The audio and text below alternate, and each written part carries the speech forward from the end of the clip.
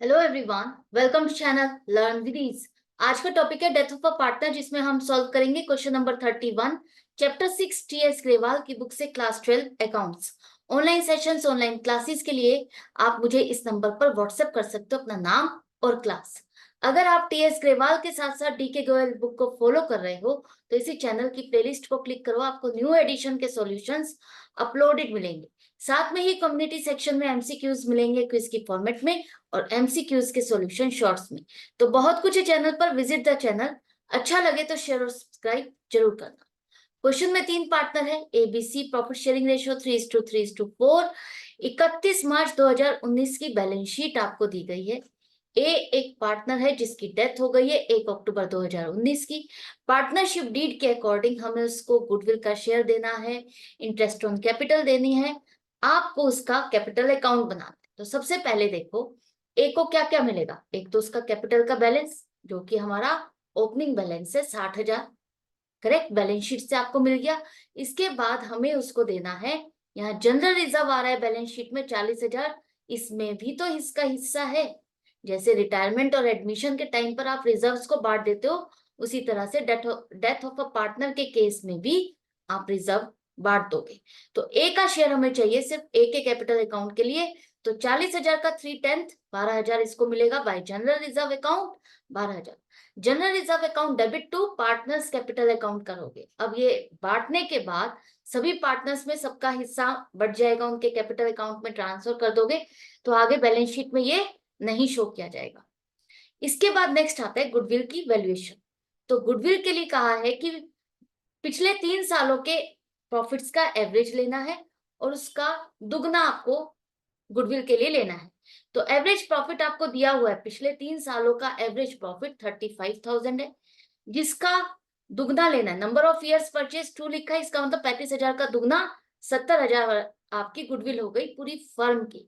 अब ए का शेयर इसमें कितना बनेगा, 3/10 21,000 रुपए। जब भी आप गुडविल की बात करते हो, retiring partner, admission of a partner या डेथ ऑफ अ पार्टनर के केस में, वहां पर हम गुडविल के एडजस्टमेंट एंट्रीज पास करते हैं, क्योंकि यहाँ गुडविल को आप बेच करके पैसा ले नहीं पा रहे हो, अभी बिजनेस वाइंड अप नहीं हो रहा। तो इस टाइम पर तो ये पार्टनर्स के बीच की एडजस्टमेंट होती है कि इसका शेयर किसको मिलने वाला है, उसी हिसाब से हम उससे पेमेंट ले।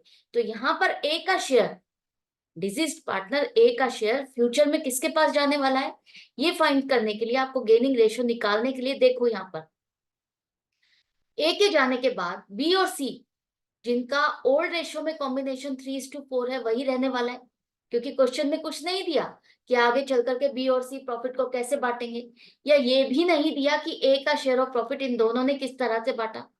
जब क्वेश्चन इन सब चीजों के बारे में साइलेंट होता है तो हम यही मान के चलते हैं कि डिजीज्ड पार्टनर का ए का शेयर ऑफ प्रॉफिट इन दोनों ने उसी हिसाब से बांटा जो इनका ओल्ड रेशियो में कॉम्बिनेशन है। तो 3:4 आपकी गेनिंग रेशियो आ गई, और इसके हिसाब से 21,000 जो ए का शेयर ऑफ गुडविल है उसमें बी को मिलने वाले हैं 9,000 रुपए और सी को मिलने वाले हैं 12,000 रुपए। तो ये दोनों से ये पैसे लिए जाएंगे और ए को दिए जाएंगे, तो उसी हिसाब से आपको पोस्टिंग करनी है गुडविल की। सीधा सीधा गुडविल नहीं लिखना। तो by B's capital account 9,000, by C's capital account 12,000, ये गुडविल का हो गया। इसके बाद बारी आती है, यहाँ पर शेयर ऑफ गुडविल के बारे, शेयर ऑफ प्रॉफिट के बारे में बात नहीं की। क्वेश्चन में कहीं नहीं लिखा कि उसका शेयर ऑफ प्रॉफिट आपको इस तरह से कैलकुलेट करना है या उस तरह से कैलकुलेट करना है, कोई भी बेस के बारे में नहीं लिखा। उस केस में आप क्या करोगे, कंफ्यूजन हो रही है ना कि लास्ट ईयर का प्रॉफिट भी दिया है और एवरेज प्रॉफिट भी दिया है पिछले 3 सालों के, तो आप किस चीज को बेस लो। उस केस में मैं आपको यही सजेस्ट करूंगी कि आप एक नोट लिखो क्वेश्चन में अपने, जब भी अटेम्प्ट करो इस तरह के ओपन एंडेड क्वेश्चन को, कि it is assumed that share of profit of deceased partner to be calculated on last years profit. तो हमने लास्ट ईयर का प्रॉफिट का बेस लिया 50,000, उसके बेस पर 1 अप्रैल से 30 सितंबर का प्रॉफिट अगर हम देखते हैं, पिछले साल का ये जो प्रॉफिट है 50,000 पूरे 12 महीने का प्रॉफिट है। हमें चाहिए जब तक ए ने काम किया, इस फाइनेंशियल ईयर 1 अप्रैल 2019 से 31 मार्च 2020 को जो फाइनेंशियल ईयर खत्म होगा, उस फाइनेंशियल ईयर में इसने इस सिर्फ ये 6 महीने काम किया और उस 6 महीने का प्रॉफिट हम पिछले साल के हिसाब से देखते हैं तो 25,000 बनता है। अब ये 25,000 का तीनों पार्टनर्स का प्रॉफिट है, सिर्फ ए का चाहिए हमें क्योंकि इसका क्लेम हमें सेटल करना है। तो वो 25,000 का 3/10 7500 रुपए इसको मिलेंगे। तो यहाँ पर 7,500 रुपए इसके अकाउंट में तो हम क्रेडिट करेंगे, लेकिन डेबिट किसको करें? क्योंकि हमें पता है जब भी शेयर ऑफ प्रॉफिट हम देते हैं पार्टनर को तो दो तरह से एंट्रीज होती है, एक P&L सस्पेंस अकाउंट और दूसरा रिमेनिंग पार्टनर्स की गेनिंग रेशियो के हिसाब से। तो आप कैसे फाइंड करोगे कि किससे करना है? उसको फाइंड करने के लिए आपको दो कंडीशन देखनी है। फर्स्ट, क्या आपने एस्टिमेटेड प्रॉफिट लिया है? हाँ, ये एस्टिमेटेड प्रॉफिट के बेस पे लिया है, लास्ट ईयर के प्रॉफिट के बेस पे लिया है, फाइनेंशियल ईयर अभी क्लोज नहीं हुआ है, हमें एक्चुअल प्रॉफिट नहीं मिला। दूसरा, रिमेनिंग पार्टनर्स का जो शेयर ऑफ प्रॉफिट है क्या वो चेंज हो रहा है? डिजीज्ड पार्टनर, एक पार्टनर के जाने के बाद बाकी रिमेनिंग पार्टनर्स क्या उसी तरह से प्रॉफिट बांट रहे हैं जैसे ओल्ड रेशो में इनका कॉम्बिनेशन था? हाँ, वैसे ही बांट रहे हैं। चेंज इन PSR नहीं हुआ है, तो उस केस में हम P&L सस्पेंस अकाउंट के साथ इसको पोस्ट करेंगे। तो P&L सस्पेंस अकाउंट में डेबिट करोगे 7,500 और A's share capital account credit करोगे 7,500। ये भी क्लियर हो गया। लास्ट पॉइंट आपको यहाँ दिया गया है कि उसको इंटरेस्ट ऑन कैपिटल देना है आपको।